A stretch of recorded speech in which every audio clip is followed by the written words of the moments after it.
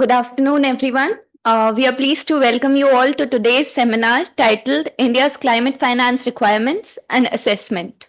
The session brings together an esteemed panel of experts who will share their perspectives on one of the most critical challenges of our time, India's green transition. The discussion will explore the scale of resources required, sectoral priorities, and the opportunities and constraints India faces in aligning growth with its climate commitments. We have with us Mr. Montek Singh Ahluwalia as the chair of the session. Mr. Ahluwalia is a distinguished fellow at Center for Social and Economic Progress, an economist and civil servant. He was former deputy chairman of Planning Commission, Government of India. He has held a series of reputable positions, including Special Secretary to the Prime Minister, Commerce Secretary, Secretary in the Department of Economic Affairs, Finance Secretary in the Ministry of Finance, member of the Planning Commission, and member of the Economic Advisory Council to the Prime Minister. In 2001, he was appointed as the first director of the newly created Independent Evaluation Office of the International Monetary Fund. In 2004, he took up the position of Deputy Chairman of the Planning Commission, which he held from 2004 to 2014. If that wasn't enough, for his outstanding contribution to economic policy and public service, he was conferred the prestigious Padma Vibhushan in 2011, India's second highest civilian award for exceptional and distinguished service. We are honored to have with us in the panel Dr. Arunabha Ghosh and Ms. Neha Kumar. Dr. Arunabha Ghosh is an internationally recognized public policy expert, author, columnist, and institution builder. He advises governments, industries, civil society, and international organizations around the world. Last year, the Government of India appointed him to the Commission for Air Quality Management. In May 2025, the government of Brazil appointed him as a special envoy for COP30 climate negotiations. He currently co-chairs the World Economic Forum's Global Future Council on the Energy Nexus. He served on the Government of India's G20 Finance Track Advisory Group and advised the Sherpa Track for India's G20 presidency in 2022-23. In 2022, the UN Secretary General appointed him to the high-level expert group on the credibility and accountability of net zero announcements by non-state actors. Dr. Ghosh has been a member of the UN Committee for Development Policy since 2019. Ms. Neha Kumar is the head South Asia Climate Bonds Initiative. She drives policy, strategy, and partner programs on climate risks and sustainable financial ecosystem. Her efforts are targeted at building policy mechanisms, market infrastructure, and capacities needed to accelerate financing for green, just, and resilient transition in the region. Her current areas of focus include transition and resilience finance, the role of financial policy and regulation, and DFI and MDBs. She serves on the committees of IFSCA and Niti Aayog on climate finance, is a member of committee constituted by Ministry of Finance on the climate finance taxonomy and has contributed to international ESG standard setting bodies. Interested in the political economy of flow of sustainable finance, she has been working on topics of equity and climate justice. She has 2 decades of experience in responsible financing, environmental and political risks. She's trained in science, international environmental negotiations, and politics. We welcome you. Our esteemed presenters for today's discussion are Dr. Rakesh Mohan and Dr. Janak Raj. Dr. Rakesh Mohan is President Emeritus and Distinguished Fellow at our very own CSEP. He is a member of the Economic Advisory Council to the Prime Minister. He is also a member of the World Bank Group's Economic Advisory Panel. Dr. Mohan played a key role in formulating India's economic reforms from the late 1980s. His distinguished public service includes positions as Executive Director on the board of the IMF, Deputy Governor of the Reserve Bank of India, Secretary of Economic Affairs, and Chief Economic Advisor at the Ministry of Finance, as well as Economic Advisor in the Ministry of Industry. He has chaired several government committees that produced landmark reports on infrastructure. Before joining CSEP, Dr. Mohan was Senior Fellow at the Jackson Institute of Global Affairs, Yale University, and Professor in Practice of International Economics and Finance at Yale School of Management. He has also been Distinguished Consultant Professor at Stanford University and Distinguished Fellow at Brookings, India. He is the author of 3 books on urban economics and development, 2 on monetary policy, and the edited volume India Transformed 25 Years of Economic Reforms. Dr. Janak Raj is a senior fellow and leads the macroeconomic segment in growth finance and development vertical at CSEP. He is currently also a member of JM Financial Center for Financial Research at IIM Udaipur. He has more than 4 decades of work experience, including in the Reserve Bank of India, the IMF, and Ministry of Finance. Dr. Raj served as an executive director in the Reserve Bank of India and as a member of its statutory monetary policy committee. He also served as principal advisor of Monetary Policy Department and International Department of the RBI and headed its Department of Economic Policy and Research. At the IMF Washington, D.C., he was senior advisor to the executive director for Bangladesh, Bhutan, India, and Sri Lanka. He served as an RBI nominee director on the governing board of Bombay Stock Exchange and as a senior consultant in the Department of Financial Services, Ministry of Finance. Phew, that was quite a long introduction for our panel. So without further ado, I hand over the proceedings to our chair, Montek Singh Ahluwalia. Thank you. Straight to the president. Who's going to be first? So Janak is going to make the presentation. Then you're going to pitch in afterwards. Well, first of all, thank you very much for coming in such a large number. It's very overwhelming. Second, before I start my presentation, I would like to acknowledge the contribution. This is a very voluminous work. The work which I'm going to present is a part of larger study of 9 emerging market economies, which is likely to be released in the next 15 days or so. So quite a number of people have worked for this, and 3 of them are present here: Ashi Gupta, Preeti Dubey, and Indramani Tiwari. So let me start my presentation now. There are basically 2 aspects of this presentation. First of all, I'd like to make the presentation of climate finance estimates which you have made, and then we'll talk about macroeconomic consistency and fiscal space. The idea of having macro consistency and fiscal space is essentially to understand the constraints which we will face in financing climate action in India. So in the climate finance estimates, we have 4 sectors: power sector, road transport, steel, and cement. So let me come to the motivation, like what motivated us to take this study. About 2-3 years back, when we started looking into this area, there were so many estimates of climate finance. But when we looked at all those estimates, not only at India level, but also at the global and emerging market level, we really couldn't understand them clearly. In many cases, methodologies were not explained, or they were not explained adequately. And then they all followed top-down approaches. They were model-based and sensitive to any assumption you make. You change the assumption, you get altogether different results. Then in some cases, there were also mix of development finance and climate finance. And third, there were many issues, but the third issue which really made us to undertake this kind of study, granular study, was it was not clear whether the climate finance which was being talked about, whether this is total climate finance required for a low carbon economy, or only additional climate finance which is required for moving to low carbon economy. This will be clear to you when I make the numbers in one of the next slides. So what we have done, we have assessed climate finance requirements as an additional capital expenditure required over and above the capital expenditure required in the business as usual. That means we are only talking about the additional capital finance, about which I will come to those numbers, then it will be clearer. And the period of studies up to 2030, we have covered power and road transport, for which we followed one methodology, and we followed another methodology for steel and cement sector. Let me here again acknowledge that for cement and steel estimates, we drew heavily upon the work which has been done by CEEW.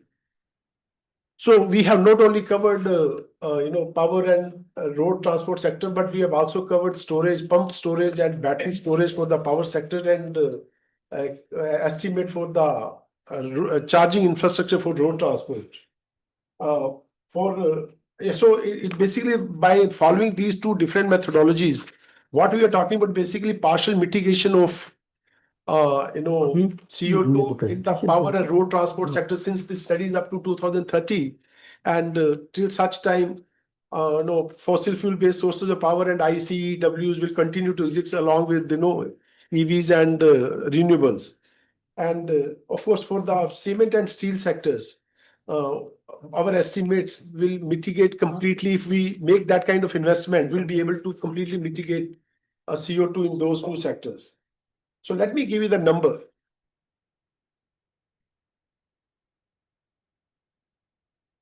By the way, before I come to the number, I'll just give the existing estimate.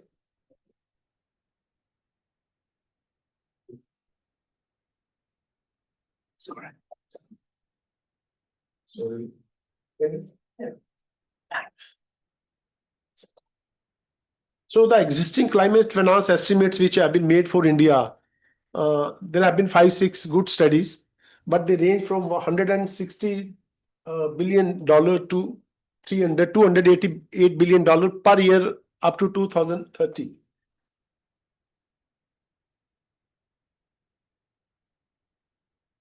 Yeah.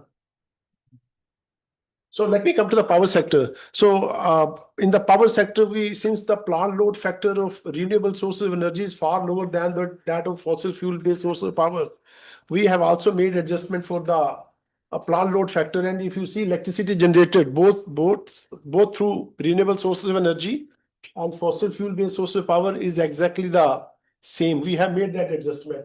So the number which you are getting is additional climate finance estimate for the power sector is $90 billion dollar only for the renewables, but we are also saving $43 billion from the fossil fuel based sources of power. And if you add $10 billion for storage, the total the additional climate finance or additional capital expenditure which is required for the power sector is only $57 billion. But I would draw your attention to the $90 billion and minus $43 billion. So many people who have done studies in the past, I have not come across any study which has made adjustment of minus $43 billion in the which you will be saving by switching over from fossil fuel based sources of power to renewables. For the road transport, again, we are saving $31 billion by switching over from ICEVs to EVs, and the total capital expenditure for EVs is $41 billion, and $8 billion is for the charging infrastructure, and the total capital expenditure which is required for the road transport sector is $18 billion. Now for the steel sector, steel sector, we find the climate finance estimate which you have arrived at is quite large. It is $251 billion. This is for two reasons. First of all, our steel production is increasing by 80% from 125 million tons to 225 million tons. Number two, the carbon factor, that carbon intensity of our steel sector is very high. It is around 2.45 as compared with the global average of something like 1.85. By the way, since I mentioned that we had also conducted study for 9 emerging market economies. In the case of China, both steel and cement production is declining in 23 quite significantly, 23 vis-a-vis 2030 vis-a-vis 23. Whereas in our case, both steel and cement production, about which I'm going to talk in my next slide, is rising. So for the cement sector, the cement production is going to rise by 82% from 37 million tons to 674 million tons in 2030.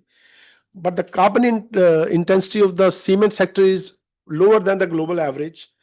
It is something like 0.44, whereas the global average is 0.64. As a result, the climate finance estimate, although the production is rising more than that in steel, but the climate finance estimate for which you get for the cement sector is lower than that of steel. So overall climate finance estimate which you have worked out is 467 billion US dollar, which works out to 54 billion US dollar annually, or 1.3% of GDP. So this will reduce 291 million tons of, if we make this kind of investment, we should be able to reduce 291 million tons of coal and almost 72 billion liters of petrol and diesel. And the total CO2 which we will be able to reduce with this kind of investment will be 6.9 billion tons. And the average cost for mitigate, we couldn't get the reliable numbers for the road transport sector. So that's why that is excluded from this presentation. It comes to 61 billion US dollar, and the least cost for decarbonization is for the power sector. So now let me come to the macro consistency estimates of our climate finance estimates. This is very important to understand. When we started reading climate finance estimates for all the countries, there was a study which made a suggestion that the emerging and developing economies needs large external climate finance. Basically means that they require large climate finance from external sources. And there was one study which came in 2020. It was by high level committee, which suggested that emerging and developing economies need $1 trillion US annually, excluding China, up to 2030. This is a huge number, and though the actual assistance which has come from all sources which we have worked out is far lower, but then we need to be prepared if we get this kind of capital flows, whether we are able to deal with those capital flows or not. So a country can absorb capital flows easily to the extent they have current account deficit. In fact, you need capital flows to finance current account deficit. You can also manage capital flows over and above current account deficit without much of a problem. There it has its own problem, but without much of a problem, to the extent you have expansion in your monetary base annually. As the economy grows, you need to basically provide people with more currency. It's basically monetary base is nothing. It largely contains currency, which basically the liability of the Reserve Bank. So the Reserve Bank or any central bank needs to expand its balance sheet to meet the currency demand of the public. So you can manage those levels also. But if you're getting capital flows more than that has serious implications for the economy in three terms. One, you will have to bear extra cost, which will be very heavy for the economy. Number two, if you don't do that, either you will lose competitiveness because your exchange rate will start appreciating. And if you allow the exchange rate not to appreciate, you intervene heavily, then your inflation will be very high or maybe even out of control. So it's very important to understand. So what kind of capital flows each country can absorb given this macroeconomic framework. So in India, we worked out the capital flows in the business as usual up to 2030. So we are going to get 530 billion US dollar capital flow, which is net of current account deficit. But our monetary base is expected to expand only by 474 billion US dollar. That means in the business as usual scenario also, we are likely to get more capital flows. And then if you get more climate finance flows over and above this, then they both will have to be managed very carefully and deftly. So for this, what we are suggesting, and if you see every year actually, it's not only cumulatively we get more capital flows, every year we get more capital flows than the expansion in monetary base.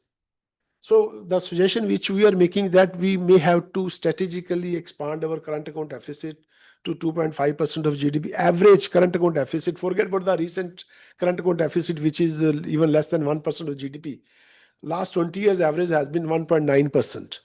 And above 2.5% we have seen in the past, that creates some sort of crisis. We have seen that. So what we are suggesting, if you are getting more climate finance flows, we should be able to expand our current account deficit to 2.5% of GDP. Now let me come to the fiscal space. The fiscal space we assess in order to understand, because if the huge investments are required, of course the investment which we have arrived at, that estimate which we arrived at, are not as large as have been arrived at by other studies, but still they are quite large. So we need fiscal, whether the government is in a position to incentivize decarbonization of the economy or give other incentives. So we work with the fiscal space. So we have absolutely, as of now, we don't have fiscal space because the mandated debt to GDP ratio in the Fiscal Responsibility and Budget Management Act is 60%, 40% for the central government and 20% for the state government. So it is 60% of GDP. But as of now, it's 82.3%. But last budget, it was indicated as 82.6%. So we have no fiscal space. And if we have favorable interest rate growth differential, if our growth is higher than interest rate, then that basically helps you to reduce your, if it is very large, then it helps you to reduce your debt to GDP ratio.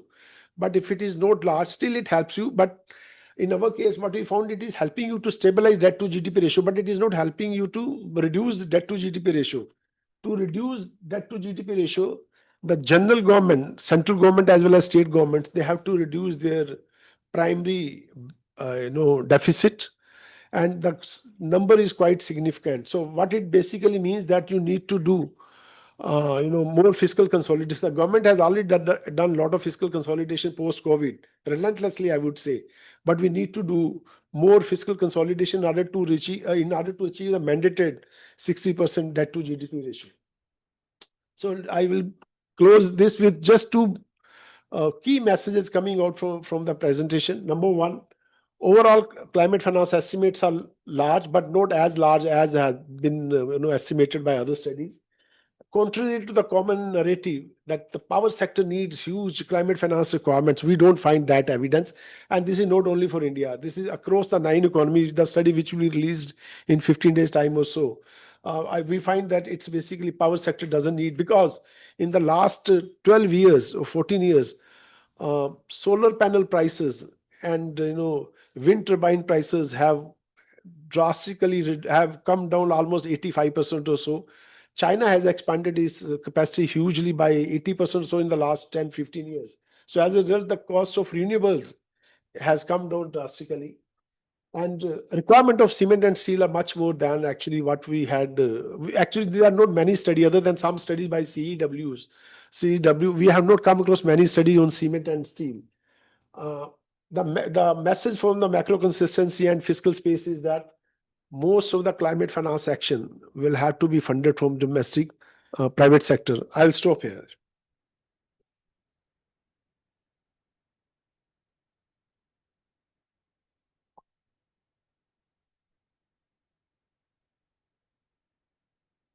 Thank you. Thank you very much. Okay, can be heard? Yes. Thank you very much, Janak Raj, for that excellent, brief, but very fast presentation. My job is mainly to just emphasize some of the main points. In some sense, there's nothing incremental from what he's presented. We did this exercise mainly to make Neha Kumar's job easier, which is there's not as much need for climate bonds. Okay, fine. So, no, just make it easier. Needed. I will tell you what is still needed. So, number of important points. One, that as he emphasized, most of the estimations, etc., that have been going on for the last 7, 8, 10 years are global. Also, we don't know, as you said, on what basis, but also they go to 2050, 2070. So they come with huge numbers, which at least my small mind can't absorb. But when you said so many trillions, it just doesn't make sense to me. In any case, I won't be alive by then. So it also is less interesting to me. Two, they also talked about huge amounts of international finance needed for emerging markets. And that's why we've done the macro consistency exercise, which to my surprised neither the World Bank nor the IMF, who should do this, have at all talked about the macro consistency of these estimates. So that's the second point, that why we did what we did. Third, that as again Janak Raj mentioned, in most of the estimates, you're not clear what estimate you're talking about. Are we talking about total gross domestic investment? Are we talking about incremental because of net incremental? Are we talking about net incremental or gross incremental or what? So we've been very careful in saying that this is just net incremental, not even gross, right? So those are things I think that we felt were lacking in the literature, at least that what we have seen, and therefore we did this. Second, that we have come up with the number that we have, but we need to remind everyone this only covers about 50% of the total The total carbon emission. total carbon emissions. So in some sense, I mean, if you get, we didn't do, we have not done any work on the rest of the sectors. So you need to keep that in mind, that you don't quite know what is involved in the other sectors. And I should mention here for Arunabha that we were, the technical stuff, say in steel, cement industry, etc., is beyond our competence. So we got a great deal of help from CEEW, and we hope that they are right. And if they're not, we blame is not ours. The one of the key things, again, the whole discussion on climate in the world has been dominated by the energy sector, energy transition, etc. That's the most, I mean, it's not, I would say, surprising or shocking finding even to ourselves, that as far as the finance requirements are concerned for power sector becoming green is no big deal. Now, we'll be very happy if people tell us, look, if you made some error, okay? Because this is in the interest of, look, what's really going to happen? And I think the reason for this is that 10 years ago, no one could have forecast that the prices of renewables come down like this. And I can also include myself in the guilty parties that when I chaired the National Transport Development Policy Committee for Montek with the Planning Commission, we have a whole chapter on how we have to expand the whole railways investment so that more coal could be carried. The whole chapter devoted to just that. So I'm just saying that this is how things have changed just in the last 10 years, which also tells us that when we make forecasts, you've got to think about what might possibly change in the future. As Janak Raj said, this steel and cement hardly anyone talks about actually. When I mentioned this to the World Bank president in one of our meetings, he gave another point which we've not looked at. Is apparently there's a huge amount of emissions from the shipping sector in the world, which we've not looked at all. But he basically, then I thought about, yes, that makes sense. Now, one point on the steel and cement is you see that in terms of the energy, a huge amount of R&D was done, basically in the West, which has brought down these costs, and of course, China, in terms of manufacturing, right?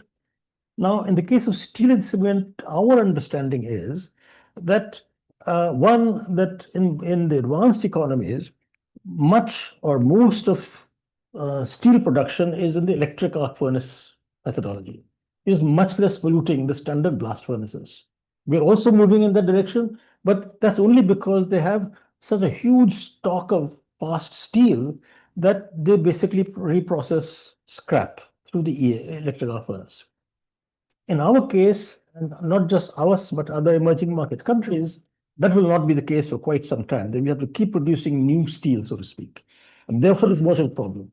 Second, the case of cement also, that because of the higher growth of emerging markets, like China, India, and others, the demand for steel will keep increasing, and given some numbers. What was just 74%, 84% growth or something like that? Cement. Yeah, no, we have 82%. 82% growth, yeah. So, because the developed countries have all built up, etc., their incremental demand for cement is not going to be more high. The point of saying all this is that the steel and cement emissions are not as big a problem for advanced economies. So the likelihood of their doing R&D for this is probably low, which means that India and China in particular have to do it. And this is something in which I think that our policymakers should get into bed with the Chinese. There's only one Chinese lady here, so pardon the expression. But seriously, the point is that given the technology that China has developed in the energy sector and solar panels, etc., that this is something I think that we need to do together because we are the most affected parties. One other point which had been pointed out to us in an international presentation, that have we thought about the higher demand for energy because of AI and data centers? We have not. And I don't know the answer to that, whether there's going to be a big issue or not. Macro, I would want to come to that we want to be very clear that we are kind of assuming a certain growth path of 6.5% or thereabouts. Implications of gross domestic investment and gross domestic savings in that context. And so our incremental 1.3% is on top of that. We're assuming they'll keep on investing the way we have been in the last 10 years or so. So this is on top of that. Both for external flows as well as domestic savings. And as again he pointed out, you have to understand for capital flows have to finance not just the current account deficit. Current account deficit is only investment minus savings. So if you increase the investment net by 1.3%, that has to be financed and different with the domestic savings. On top of that, as you said, as the economy expands, what we found is the Reserve Bank's balance sheet there's almost an elasticity 1-to-1 actually. So suppose we are going this is nominal. Suppose you're going at say 10%. The Reserve Bank's balance sheet. What is the balance sheet? The reserves that both domestic savings as well as domestic securities as well as foreign securities. So it's not just foreign securities, domestic securities also. So you have to keep on expanding that. So you do need capital flows in excess of the current account deficit. This is important when thinking about how much external finance will need to come to the country. In addition to financing of the CAD, if we do that. Another issue in terms of the resources, particularly fiscal space, that because a lot of our calculations suggest that industry, steel, cement, and other industries not taken account of are essentially in the private sector. There's still a good amount of steel in the public sector, mostly the private sector. So a lot of this extra investment has to come into private sector. That's where Neha has to do much more work in making climate bonds for the private sector.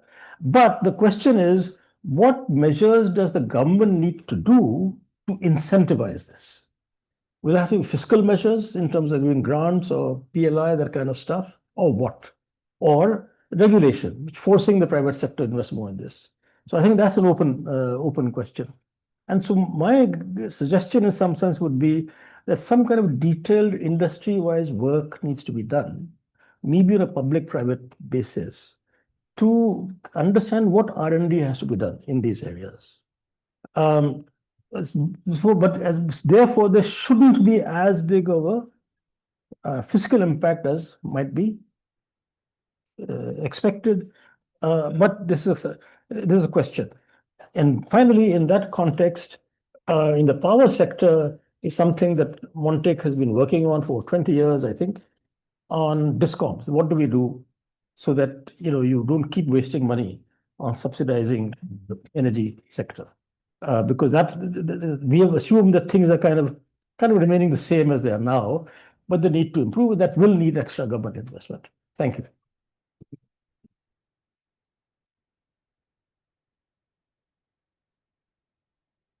Thank you, Rakesh. Shall we go to the discussants in the order in which they're listed, which means Arunabha, you're the next? Just listed as Neha. Well, then let's have Neha. Okay. Okay, fine. I mean, I can take it. I can start off, but of course, a lot of in-depth kind of analysis will also come from what CEEW has done in the past and what is the So difference. you want to sacrifice him first. I do. That's I what- really do. So if you want to be the sacrificial You goat, I are will leave it to you. volunteered as the Yeah. sacrificial lamb. My current role means I'm anyway the one to be thrown under the bus. Start off. Okay. So good, good. So we made task easier for both of you. Actually. Okay, fine. So I will try to make a couple of opening remarks, and hopefully the discussion will also go from the estimates and veracity of estimates and to where can we actually find the capital from? Where does this reside? How do we actually make it flow to the right destination? So, first and foremost, congratulations and thank you so much. I think this is a question that has been on the table for many, many years. 2 years ago, we were talking about what should states do, and the same question arose then. So, thank you for taking up this study and giving us a sort of a picture on a fiscal math to understand this. Because I think that is what is not happening. So we have estimates, we have great amounts of specific examples in different sectors. But as a policy question, I don't think it is being looked at comprehensively. And and here what I say is that just like the arithmetic that you just presented, what does it really mean in terms of where the government will put money? How will the private sector be incentivized?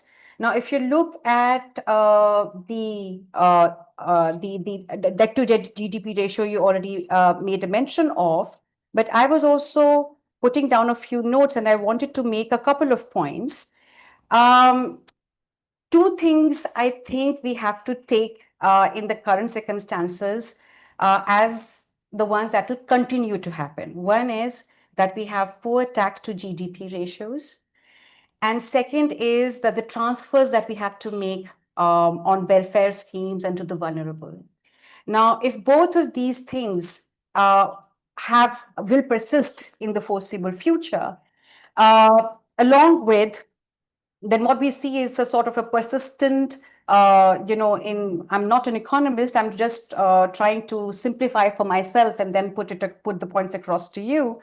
Then there will be a persistent large general government revenue deficit. So any capex requirements therefore imply borrowings, right? And those borrowings will have to be then looked at. How much can the domestic market support, domestic capital markets, banks, how can they support? And what will be the support, or what can be raised from offshore markets? Then also incremental borrowing, as we speak of, that will be capped by the fact of fiscal consolidation is necessary. And I think a big question you listed at the end of your study that we will have to look at increasing the savings rate in the domestic economy if domestic markets have to really be, if the monies have to be raised from the domestic markets. And there lies in a very, very big structural question. I don't have an answer to that. How will we increase financial savings in the Indian economy? I think they have hit the lowest in many decades, if I'm not wrong. So when the savings rate is not adequate, how will we up the savings rate is my question. And if all of this were to happen, the constraints or the opportunities are similar at one level for both, whether it is defense or education or social infrastructure or it is climate infrastructure, right? Because if the structural barriers continue to remain as they are, we will not have sufficient kitty to invest. And there, of course, will be trade-offs. And I asked this question to Mr. Ahluwalia just 2 weeks ago when he was at our conference, that does then climate give you a different lens or a different opportunity to calibrate some of these, sources of finance differently from how it has been done. And then it's a question of whether it is additional capital or it is also reallocation of capital. I think there is unlock possible within the system if we were to look at rationalization of certain subsidies. That could also unlock some capital. That then leads to, okay, if we have subsidies unlocked, where do they have to go to what, in what is the kind of time horizon that you are looking at? What are those new technologies that you're willing to lay bets on? And when I talk about new technologies, I'm not talking just yet of economically feasible technologies. Of course, anything that comes into the market has to be economically viable. But look at solar. It was not economically viable when we started off. So are we clear about those technologies? Is it the CCUS that we want to bet on? Is it the nuclear, which is not on the table in on your paper, but talking of data centers, a huge amount of energy requirements will come for artificial intelligence, and there is no denying the fact that we are going that way. So is nuclear on the table? So that is the scientific aspect that you have to answer to, that are we looking at technologies which will give you the maximum impact in terms of emissions reduction? So that's the first question, and that's where policy instruments like taxonomy make a difference. But then are you doing it in a way which is robust enough? It's a very, very important question.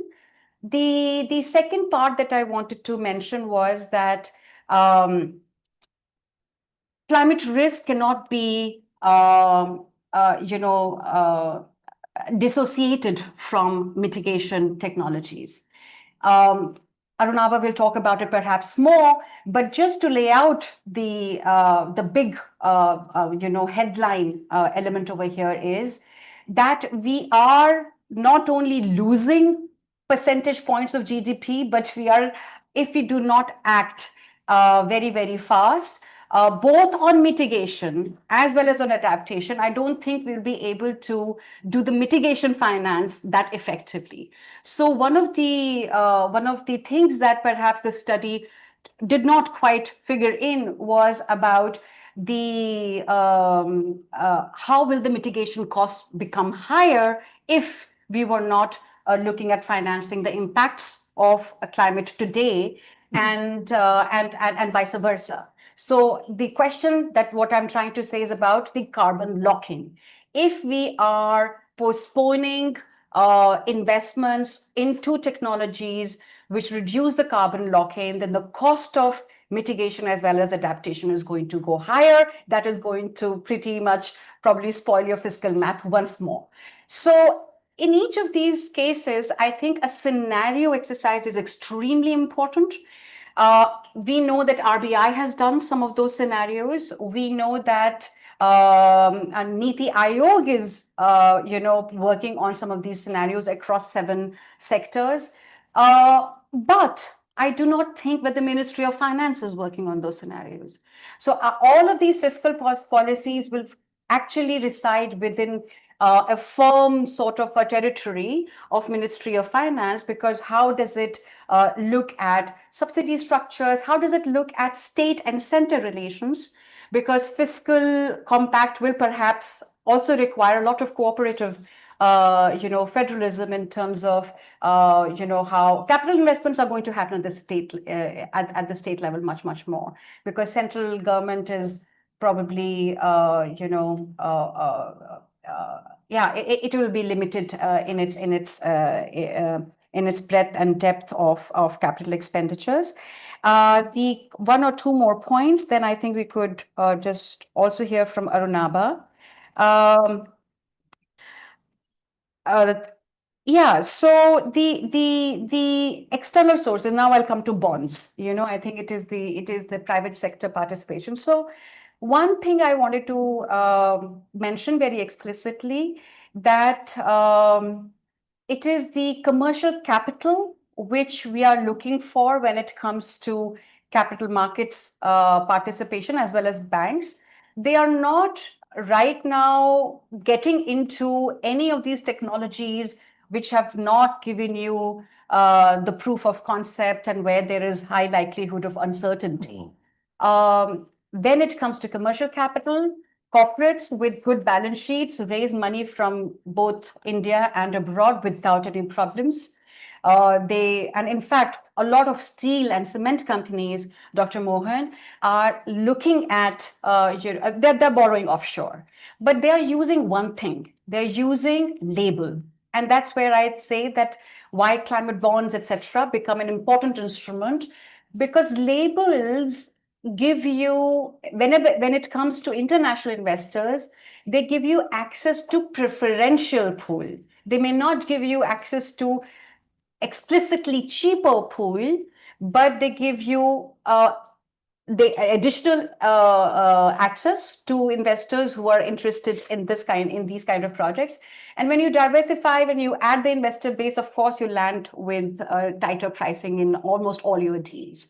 And that bit, I think, also has a lesson for our Ministry of Finance.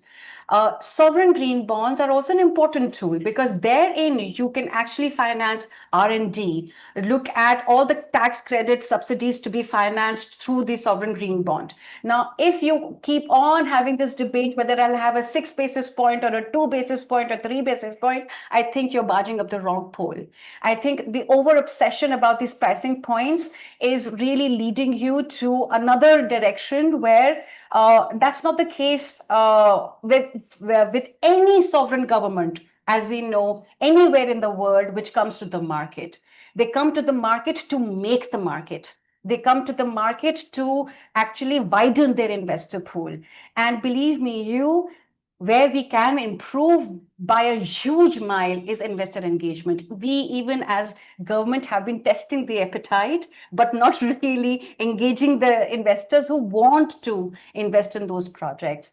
So I will just stop here. Maybe we'll talk about the banks, etc., a bit later on, but just a couple of opening remarks from my side. Thank you, Neha. Arunabha, all Thank you. yours. Thank you. I can be heard? Yeah. Thank you.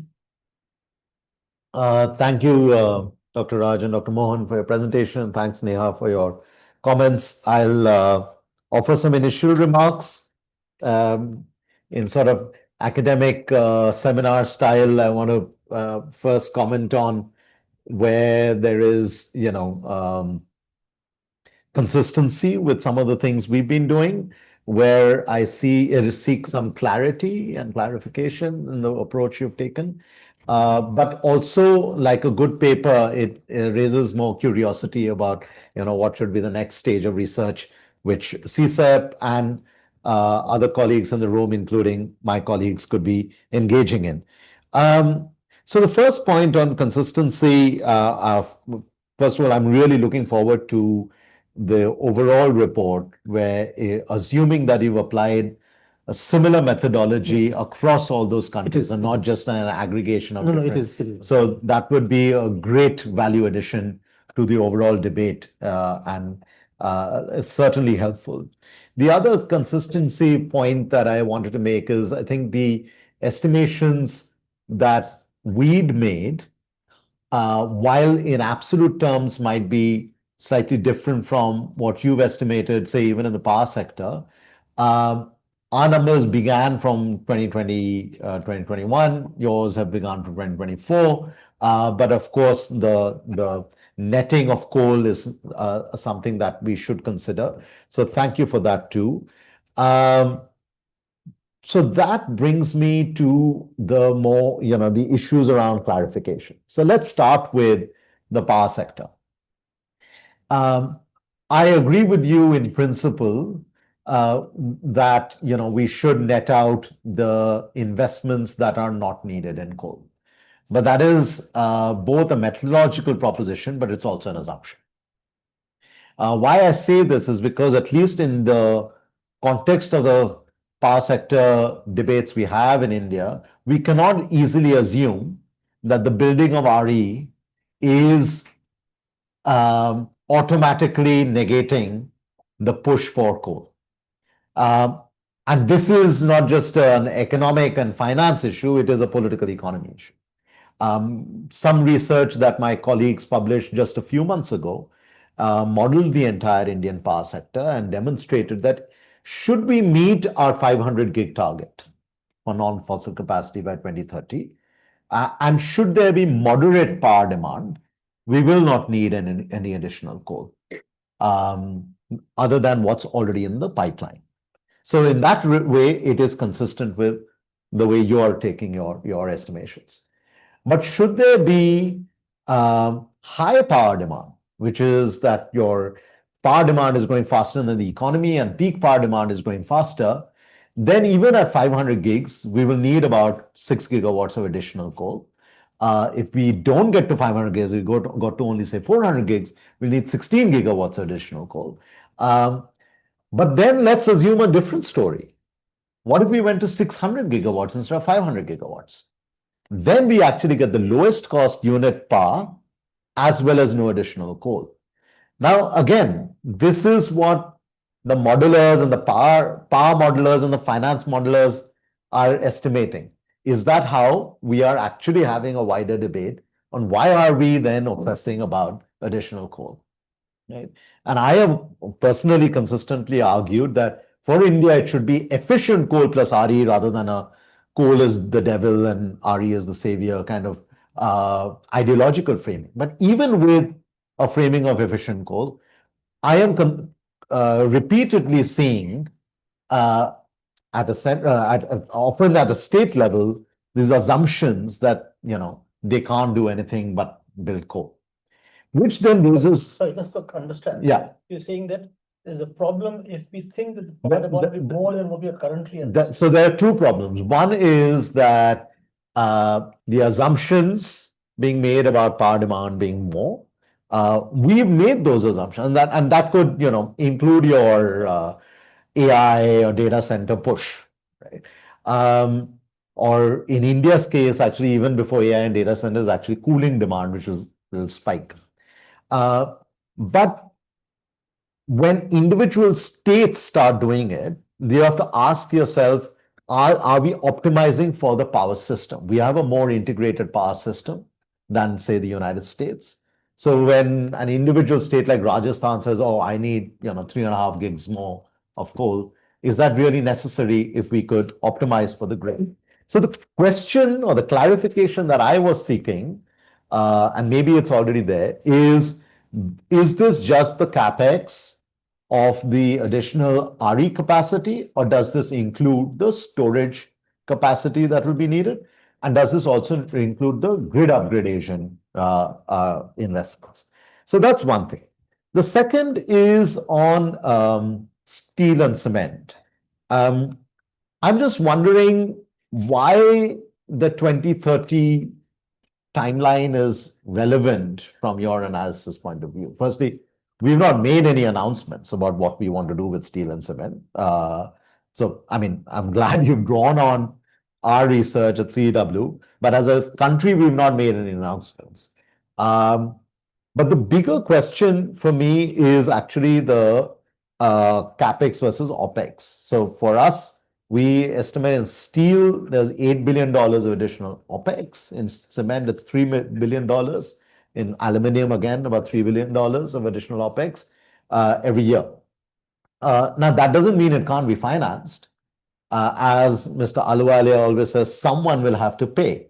So the bigger question then is, where will this additional OpEx get financed from in terms of, are we willing to raise prices to the end consumer? And again, there are calculations where you can serve the final consumer, the incremental cost could be just about 0.5% or 1%. Say if green hydrogen is 3x that of gray hydrogen, green steel is 1.5x of gray steel, but the car with green steel is 1% more expensive. So definitely affordable. But again, wanting to get some clarifications on your methodology there. But Neha briefly mentioned this. I think what it behooves us to consider is, what does this say about the really hard part of the hard to abate sector, right? Which is actually the carbon removal, carbon sequestration. Now, they're two different things.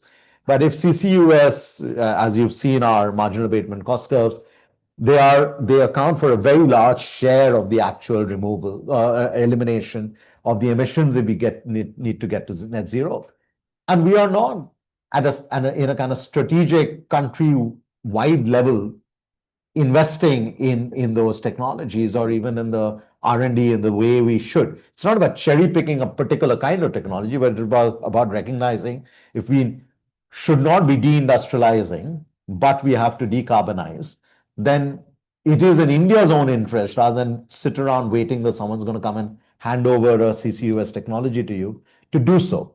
The third point I wanted to then make is about the new type of research, the curiosity point that I was referring to. So the curiosity point arises from a few things that you've already mentioned and a few other things that occurred to me. On what you've already mentioned, for instance, both of you concluded with the point that we'll need a lot more private investment, and that is correct. In fact, the India RE story is actually mostly a private investment story, so that's a good thing.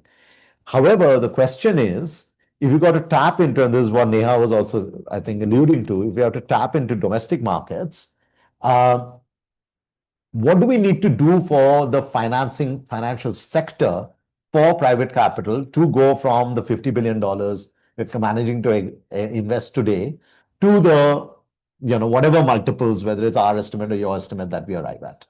And is the Indian financing system ready to lend at that scale?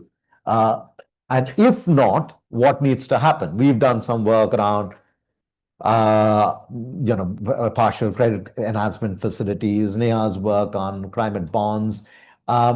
But I'm not convinced yet that the financing sector has woken up, and I think that will happen with some kind of regulatory signals. It's not going to happen just on a voluntary basis. Just like we expect corporations to get to net zero, are our banks heading to net zero? Are our institutional investors heading to net zero portfolios? The second curiosity point that arose in my mind is around the fiscal space. Two other things that were not there in your fiscal space assessment, which probably complicates the story further, is the amount we'll have to spend on disaster response and the loss of revenue from the fossil fuels. So this is, again, the perennial issue.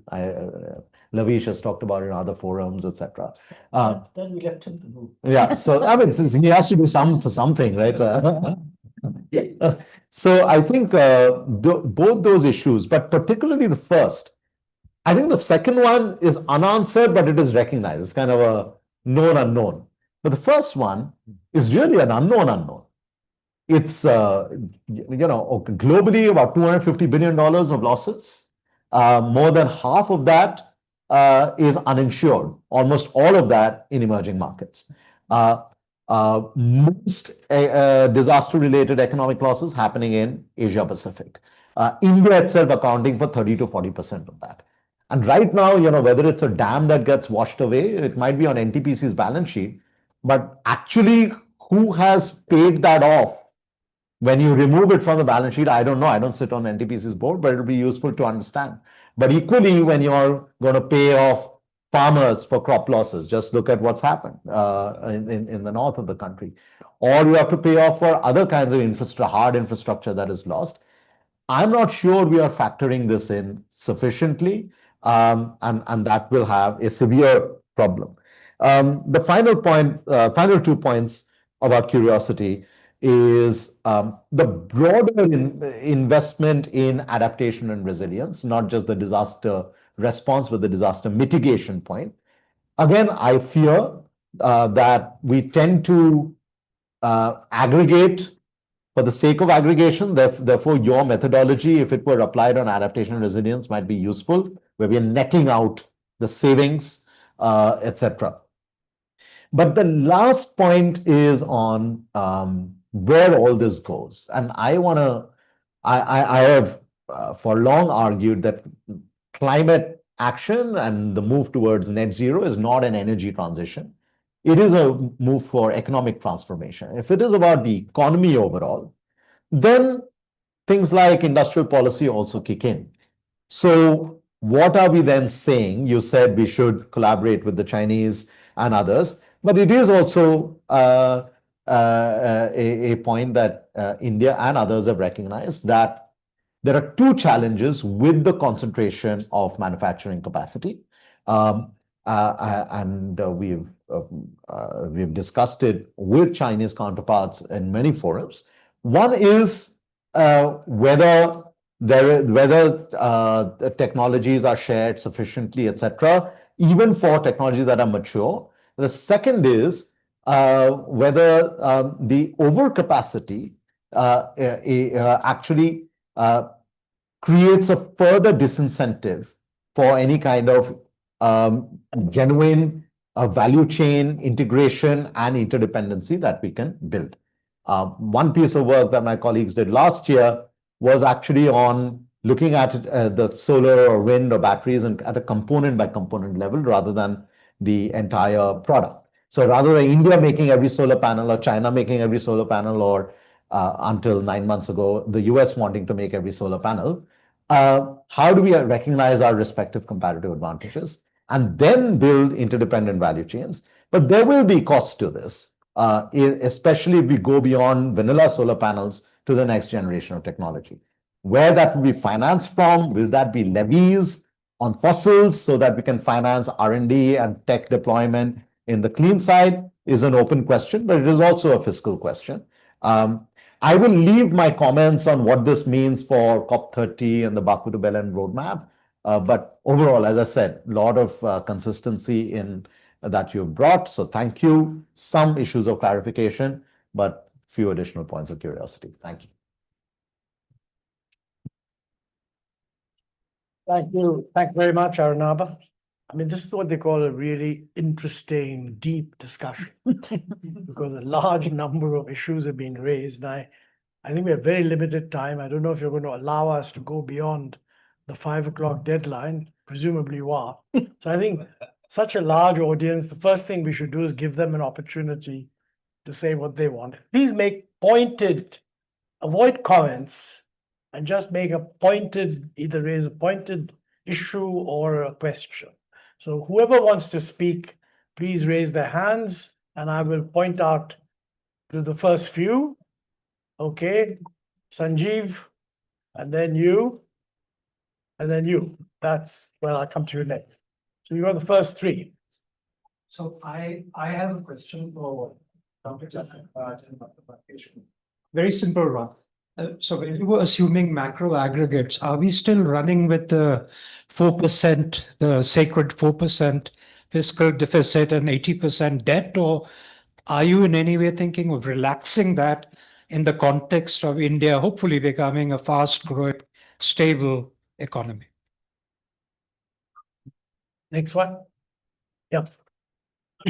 So I had a question related to the recent reduction in the revision in the indirect tax rates. So due to revision in the direct tax rates as well as in the indirect tax rates, will there be an implication on the current account deficit and the ability of the government to further finance the climate related activities? There was one question from here. Was it you? Yeah. Hi, sir. So my question is to Mr. Mohan and Mr. Raj. So you talked about this net incremental investment. Now, what you essentially showed was that the climate finance is being adjusted for the one which is actually happening, which I may call it as a conventional finance. So do you think this is a 1:1 replacement? Because as far as I understand, climate finance is still not mainstream, okay? The risk profiling is very different as far as banks are concerned. So it should not be a 1:1 thing. It has to be a 1.x kind of a multiple, which increases the overall quantum. The second thing, RBI kind of follows a very implicit asset neutral stance. Okay, they would not go and say, okay, do climate finance or do this kind of finance. How is that going to be addressed? And the third thing is, do you think there is a requirement, and this is generally for everybody, there is a requirement for risk capital for which banks essentially need to have access to a completely new tier of capital, which, if I may call, as risk capital. So basically these three things. Thank you, gentlemen. Yeah.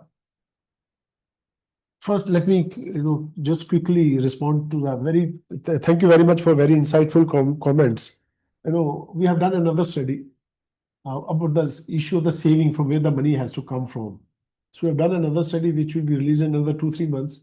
So that study tells us that the financial savings rate has come down of the household sector, which is the main it's a net saver. Yeah. All other net this thing not net savers. So in the next 5 to 6 years, that's going to rise by 2 percentage point of GDP, because financial liabilities are shrinking to some extent. So the broad picture which I'm going to give you is like this. If the capex cycle is the main joker in the pack, if I may put it that way, if capex cycle doesn't pick up, the financing of climate action, what we have estimated, should not be a problem. But if capex cycle picks up, then it comes to your point also. If the capex cycle picks up, then the question is how the private sector, private corporate sector is going to finance that capex cycle. If you see 2003-8, there was a increase of private capex cycle to the extent of 11% of GDP. The private capex cycle increased 11% of GDP, of which half was financed by the savings of the corporate sector, and half was financed by reduction in the fiscal deficit or revenue deficit of the government. So the key question here is, if there is a pickup in the capex cycle, then the things could really become quite complicated. But if there's no pickup in capex cycle, then there are enough savings in the sector to finance climate finance action. And this also brings me to the point which Arunabha made about the 2030. I think though we have given the number, it's really not about the numbers. It's about the framework which we have put in place. Tomorrow you give me some other numbers, Sure. we should be able to Sure. tell you what's going to happen. And 2030 we have taken because we know that government has no plans to decarbonize the steel sector or cement sector by using CCS or other energy efficient means and all that. But it tells us, like, if you want to do that, what's the climate finance requirement you have? We see all our numbers which I have presented, they are based on official projections. Like coal, we have taken coal-based oil, the gas-based power plants. For renewables, we have taken all sorts of renewables like hydro, wind, nuclear, biomass, hydro. So we have taken all such, though we have not presented, but very annexed table to the paper. So we have gone officially, all the numbers which have been made officially available to us through the various sources. So we have gone by that. So we have not really taken into account if there is an increased energy requirement or less energy requirement. So if at all that happens, then our numbers of course will undergo a change.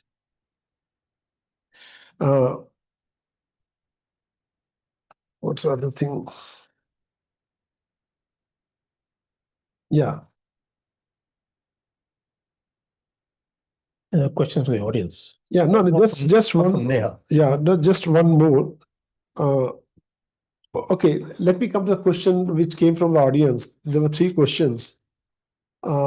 One is that gross fiscal deficit debt to GDP ratio.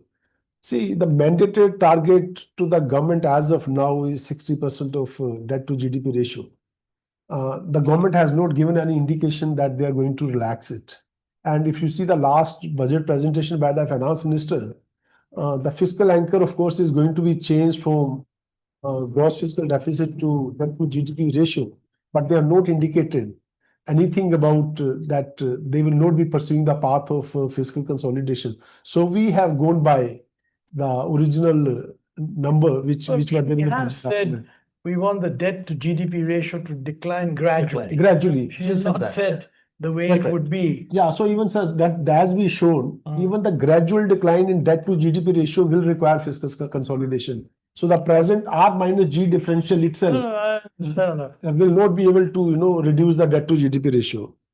The second question was about CAD and all that. Yeah, it could undergo change. Like if there is a less of exports because of some tariffs and all that, current account deficit could change. But right now, current account deficit is very low. But on an average, if you take it has been 1.9 to 2% of GDP.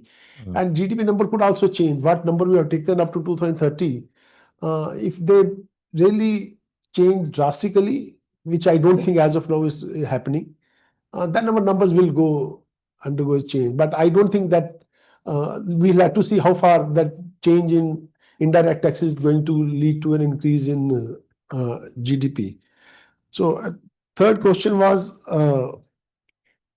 1-to-1 and 1-to-multiple. Additional one reply. Can you please?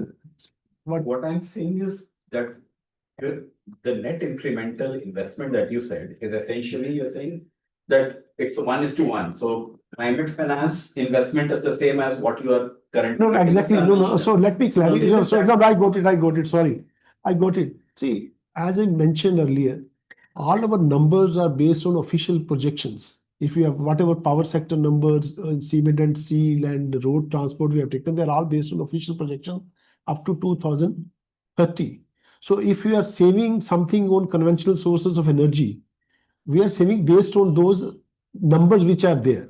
So that saving will only happen provided you get that money.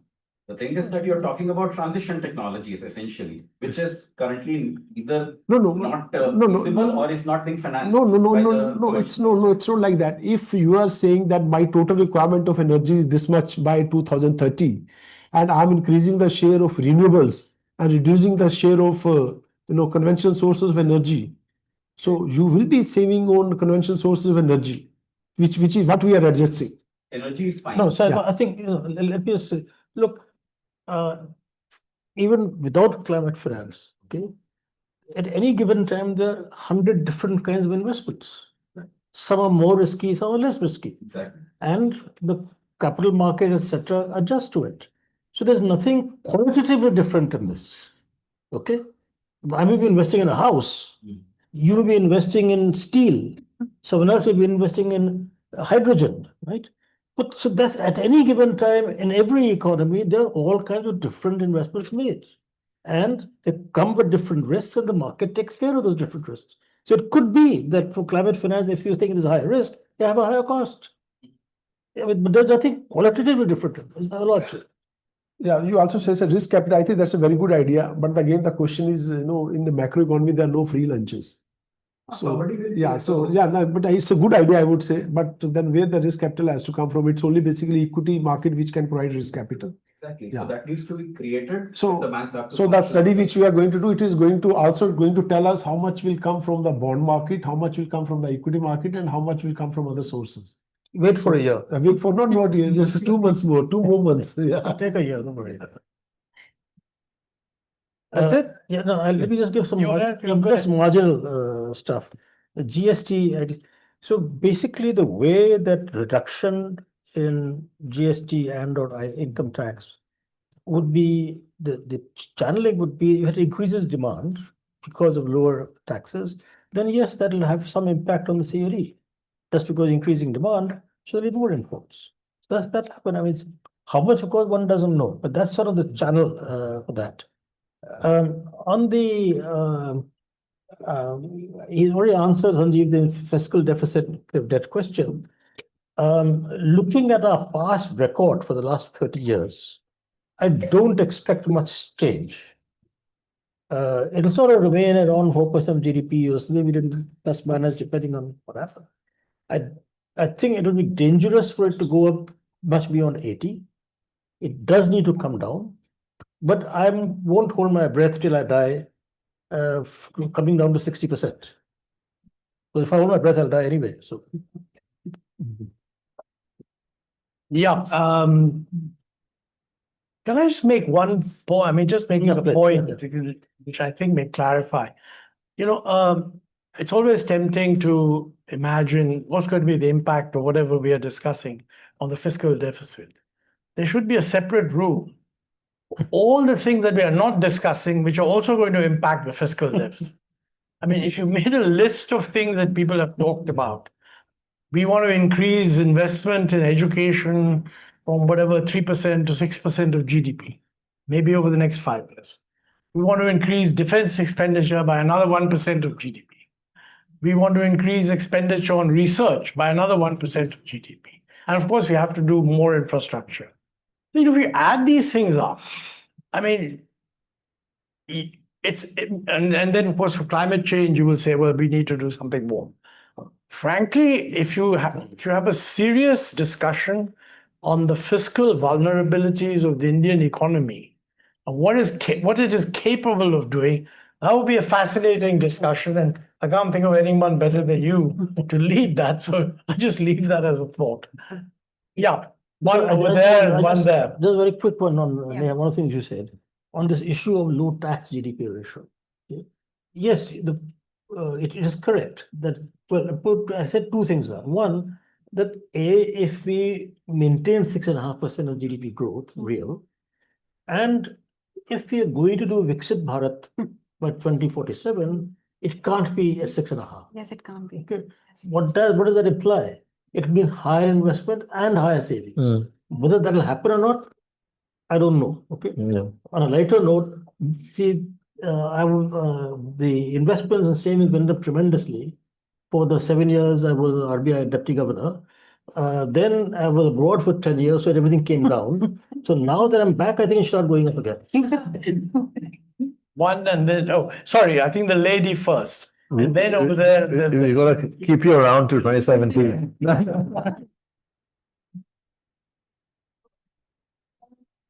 Thank you so much, panelists and CSEP, for having this fantastic event. There's so much appetite for climate finance. It's very clear. We touched upon this slightly in the discussion, but what trends are you seeing for SMEs and their role within India's climate finance journey? And someone mentioned a separate rank of lending for climate finance, I think. So a question for Ms. Neha, similar to this, is how can corporates better use bonds as a part of their green toolkit if we're thinking about what comes next following addressing this climate finance gap?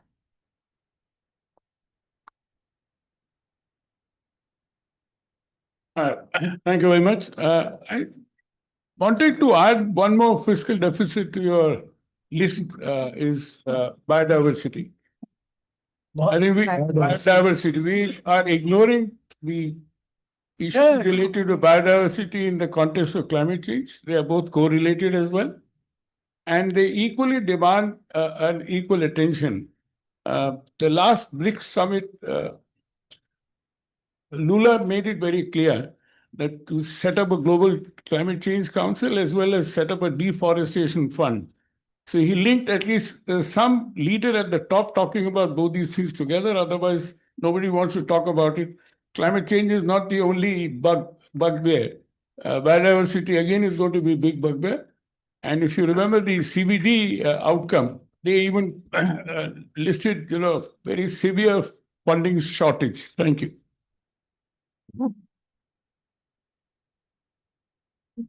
So my question is for Mr. Ghosh. Could you kindly elaborate when you say regulatory signals are needed and some role for industrial policy? Because wind, solar now are commercially viable, mature technologies. So both on the supply side and demand side, there is adequate mechanism evolving. So what exactly you mean when you say signals are needed? Thanks. And you'll ask your question now. Thank you. I'm an economist, so pardon my non-expertise in climate finance, but it's an area I follow with interest. And we're living climate change, and this generation of ours will definitely live it every day as we grow. So thank you for the timely discussion again. My question, I think, would be best answered by Neha or Arunabha. Is the government of India adopting global best practices in climate finance? Yeah. I ask this because many countries would have walked the path we are walking now. And are the current frameworks sufficient to mobilize private investment, especially if we're ensuring transparency and accountability? By the way, is US practices eligible to be called best practices or no? Yeah, but I'm just asking. You said global best practice. What is that? Yeah. It's gone away now, but the last point on the slide was So let's put the slides back instead of our faces. They can see us in real life. the last point on the last slide was that climate action would need to be financed largely by the domestic private sector. Yeah. Is this because we've given up hope of reforming the underlying sectors which would make them more attractive for international investment, and or that we have given up hope on any changes in our exchange control regime, which would make it more sensible for overseas capital to come in? And I say this because it seems to be Exchange control regime change is needed to bring in external capital. when we look at, if you look at the amount of debt that comes in for infrastructure investment, for example, it's tiny, and the elephant in the room for a long time has been exchange control restrictions, as opposed to the kinds of issues we try to solve for, which is, cute structures. And it's not, as someone who acts as a lawyer who acts for investors, it's not the cute structures that's really, really on the margin. It's the fact that we are severely restricted on the exchange control side. And I'm just wondering whether that's why we're looking at that, but it's a different. Clarify what you mean by restricted on the exchange control side. If you just look at the ECB regulations and what they allow you to do in terms of borrowing for exchange control, for infrastructure, and in infrastructure include climate finance. And I know that in Gift City, we have some opportunities of looking at some other structures. And presumably we're looking at those structures is because we recognize those restrictions prevent us from getting the flows that otherwise perhaps we would get. And maybe, maybe these are some of the underlying horizontal issues that cut across the kinds of things we've been talking about. Want to address that? Yeah, Shimon, let me address the last one. Our paper is specifically concentrating on this, on the macro consistency part. Okay. So what we are saying is that, look, we're not talking about what is attractive, not attractive for investors. What we are saying is that the only way you can absorb foreign capital is if you have a current account deficit. Okay. Our average for the last, 20 years? 1.9%. Is about 1.9% of GDP. Our experience of the last 70 years suggests that any time your current account deficit goes beyond 2.5% of GDP, you have a crisis. There's no theory behind that, but certainly empirical regulation. Okay. The last time that we did this was disastrous. That's when we became a member of the Fragile Five in 2013, when it shot up to 5%. Because of what we're suggesting we should do. We stopped controls, regulatory controls on foreign capital at that time, particularly borrowing. Exchange rate shot up in terms of the real exchange rate. Exports slowed down tremendously with a huge current account deficit. Okay, and we almost had a crisis. We luckily managed to, and we were there that time to manage. So I'm saying this is one of the most dangerous ideas, if I can put it that way. And I can tell you that, again, I always personalize things. So when I was deputy governor, there was a huge argument from the finance minister exactly that. I said, the day you do that, you'll have to carry my dead body out to the Reserve Bank. Okay. But the serious, you can see that you touched a very sensitive nerve. I think this is not going to be resolved now. Seriously, man, you've got over coffee. Yeah, I seriously this with him. No, seriously, I'll watch. Yeah, no, seriously, the point is that regardless of what you do, whether you ease foreign exchange controls, capital controls, etc., tighten them, whatever, that you can't absorb more than so much capital, whether it's equity or debt or anything, private, public, whatever, actually. That's the macro point, all right? Yes, there's different micro points that, yes, if you do certain things become more attractive for both domestic investors and foreign investors, okay? So your first point, actually, which is why you seem to have mostly domestic, okay? The reason for that is that we've calculated what the total investment is required in the current expectations in the economy. What will be the incremental need for additional investment for these purposes? Okay. Then we've put the macro consistency check on that, and that comes out that most of it has to come from domestic savings. That's all we are saying, right? Is that okay, Montek? Over coffee, you got to pursue this because I have some questions I want to ask both of you.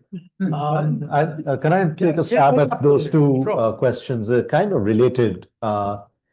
First, your point about global best practices.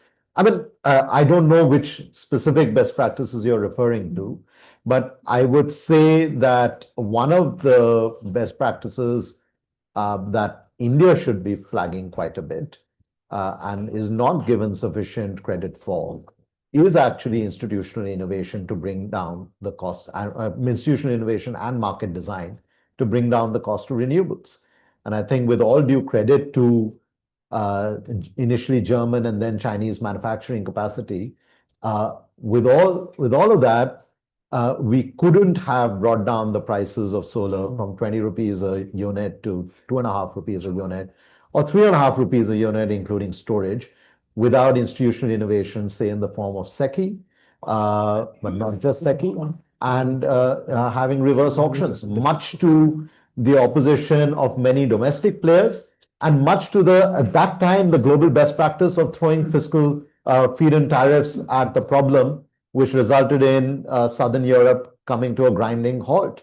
We recognized our fiscal limitations in 2010 itself and designed policies in a different way. And I wish that that Indian best practice was shared more widely with other emerging markets who are sitting around waiting for someone to give them climate finance or trying to follow policies that worked in countries that have global currencies, the luxury of which we don't have in the EMDEs. The second point I want to make here is that one of the global best practices we ought to borrow is actually legislation. And we don't. I mean, it's nice that we have a 2030 calculation, but the NDC 3.0 is supposed to be for 2035. And then you have companies in India that are claiming to get to net zero by 2045, and then some states claiming to get there by 2060, and the country claiming to get there by 2070. Without a legislative framework, similar to how we have for fiscal deficits, etc., it's very hard for long-term capex investments to come in, whether from international sources or from domestic sources. I always ask my colleagues, I know how much I'm paying you, and I kind of can guess how much you're spending. So I know how much savings you have. Are you going to put it in a mutual fund that will invest in a green steel project or projects, right? And if you're not going to do that, that means we've not designed the policies or the institutions or the laws that give us comfort. If we can't be comfortable in a room of the converted, why would you think anyone else would, right? That being said, therefore, I want to answer your question. What are the other regulatory signals in addition to a legislative signal? I think the BRSR should be extended to not just the 1,000, but the 10,000 companies, because that then helps to start sending. What is BRSR? This is the SEBI disclosure requirements. Okay. Because only then, that doesn't mean it has to happen overnight, but only then you start bringing in, someone mentioned MSMEs, etc. You start bringing in the long chain of MSMEs and start calculating their emissions footprints, etc., to see what could happen. That's number one. That's one signal. The second signal, which perhaps actually should be number one, is some form of carbon price. And without that, how are we going to get, because the carbon price is what will then take the domestic investment today that is going to go into X and shift it to something Y. So this is not about addition, it's about substitution. And that will only happen, as I said earlier, when we're thinking of the economy transformation rather than an energy sector play. Now, how will we signal that carbon price? Is it only going to come through the Indian carbon market or something else? Is to be debated. But I think short of that, and just protesting others raising tariff barriers against us does not serve our purposes as the world's fourth largest economy. And the last signal I would wish for is a specific signal to Indian institutional investors. I mean, why do we want a Swedish or a Canadian or a Middle Eastern sovereign wealth fund to invest in us if we are not sending right signals to LIC? How much of your portfolio is going towards India's low carbon economic development, right? So at least these three, I would say, would be. LIC will say that because they're buying 60% in government bonds, they're assuming that the government is doing. That is also a shift that we need in the nature of the portfolio. No, that's easy to do.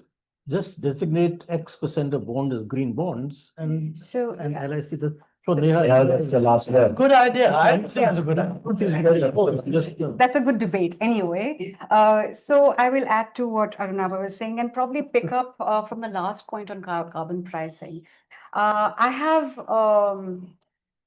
a slight bit of unease on uniform carbon price or a uniform carbon tax, because I think that has been shown to be rather regressive for households which do not contribute to emissions. And by the way, also evidence is there wherever it has been introduced, it hasn't even had that kind of an impact on emissions reduction as well. So could we think of a differentiated structure of carbon pricing or carbon tax, which basically then goes into taxing luxury goods? So the purpose of consumption, can that be a metric to design carbon tax? And that's a question. It is a complicated and a complex one, but this is where my sense of unease comes on carbon pricing. Then the regulatory aspects that you mentioned, Arunabha. In fact, I think over here, Reserve Bank of India has to be given the credit when it comes to financial regulation on climate risks and and less so on sustainable finance. It has been pretty straightforward. It is moving in a step-by-step direction, but it has taken into it has made it very clear for regulated entities, which will include NBFCs also, that they will have to do some forward scenario analysis to understand where their risks lie in and how are they how their portfolios are actually aligned to or not aligned to the trajectory of transition.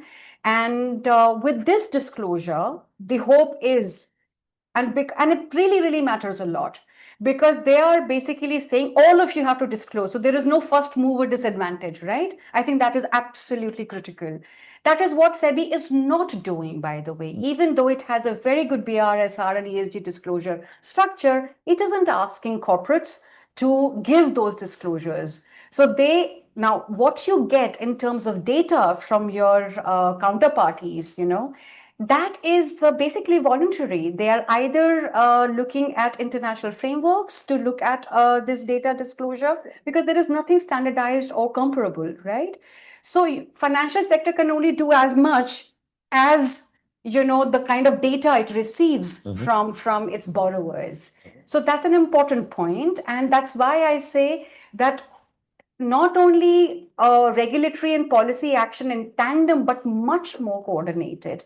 By the way, RBI is also now talking to the insurance sector authorities, because it understands risk, and for it is a risk is a risk is a risk, right? So not all can the banks absorb. Something will have to be transferred to insurance sector, and that is where Arunabha was saying, that is an important one. So what can the RDAI or PFRDA do? I mean, I do feel that in an economy, most developing economies, some kind of mandates and targets make a difference. So I do think that, say, if IRDAI and PFRDA were to say 1 to 5% of all the pension funds and insurance funds have to invest in green bonds, you know how much money it will unlock per year? It could unlock up to $70 billion a year. Sorry, but that would come away from somebody else. Oh, sure. But no, no. Not an additional No, resource. it is not an additional resource, but what it is, Mr. Ahluwalia, is that it is a resource, it is a supply of money which is chasing something which is called green. So you would have to have a pipeline of projects, right? No doubt about it. But the demand can be made on the back of that supply of money which needs to be absorbed. That's one point of view. The second is, of course, like we were talking at our conference, and Arunabha, to answer some of your questions, that can that AA barrier to entry, our pension funds and regulatory funds can only invest in AA and above. So one, of course, climate change is not going to wait for the ratings, but okay, still, if that is the impediment that we have, can you pool debt in a manner that, and credit enhance it, that it actually meets the conditionalities of pension funds? And I think that can be done. And I think there are institutions like NAPFID which are now in place, we should be looking at it very, very actively. And they can also be, that needs to be, there needs to be effort put into the financial structures part of it, even though they might just look like tweaks. They're not really tweaks. That also require a lot of work in meeting the requirements of the domestic pension funds. So that's what I wanted to say, that I think the regulation as far as financial sector is concerned, I think it has moved faster than the regulation on the corporate side. And in both of these, regulators are doing better than our policy side of things. I think policy side of things, which are fiscal signals, which is a sort of a map that you gave today, all of these things are happening in pockets. But I don't know where that responsibility or anchor would lie. In the current system, I think this is Ministry of Finance. Earlier, it could have been done, say, by a planning commission. But actually, we're talking about planning. We're talking about planning and, so really, really planning for investment. That whatever with Montek. Yes. So, thanks a lot. One thing. Yes. One thing we've not talked about at all. Yes. Is designing low carbon Indian cities. Correct. Okay, and that's very important because the next 30 years urban will go fast, hopefully faster. Right. And I just want to advertise a friend, Ashok Lal, Yes. who has a seminar on 24th of September on designing low carbon Indian cities, which includes a presentation on a new regulatory framework. Okay, we can now skip the ad. I'm sure that this has been a very interesting seminar and it's raised a lot of issues. I think we are 15 minutes over the slotted time, and I know that many of you want to have coffee. I think I certainly want to overhear what you say to Rakesh over his coffee. Can I just close with very few remarks, actually? One is, in a lot of these discussions, it sounds terribly as if you mentioned planning, but you sound very much as if you want the government to have a plan for this and a plan for that and a plan for the other. If you just send that signal, every joint secretary in the government will want a mission for his sector. So there will be a green hydrogen mission, there will be a blue hydrogen mission, there will be something else.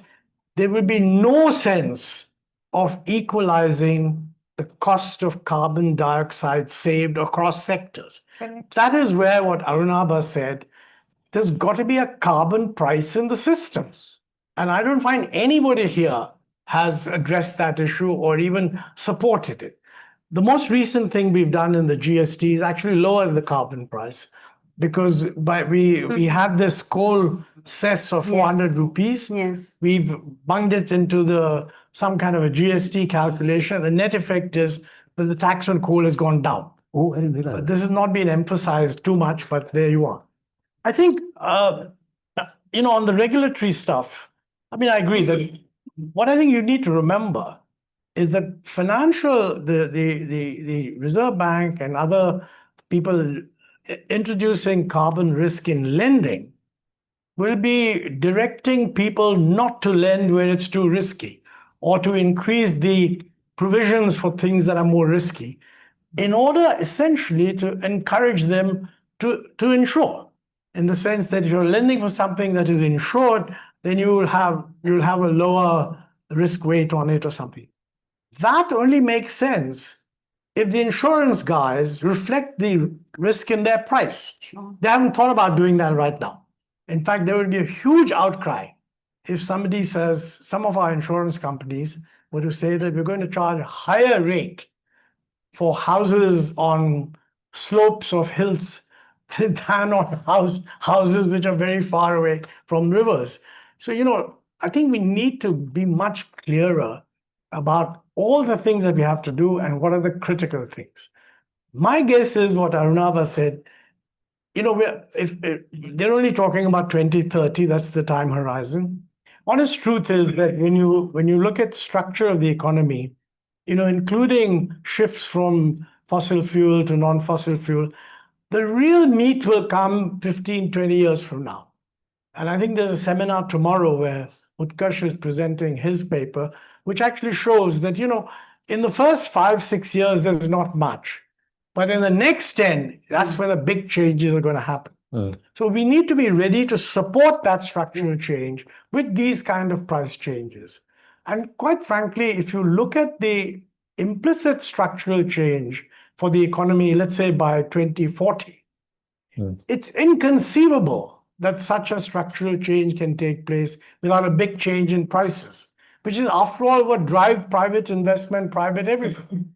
And the one thing everyone here has agreed upon is that it should be private sector led, but government subsidized. I mean, this is a new kind of the new approach to private sector. That we're not creating an environment in which it will be economic for them to do this. So that's not going to change, but we're going to subsidize you. So line up in PLI window number 1, PLI window number 2.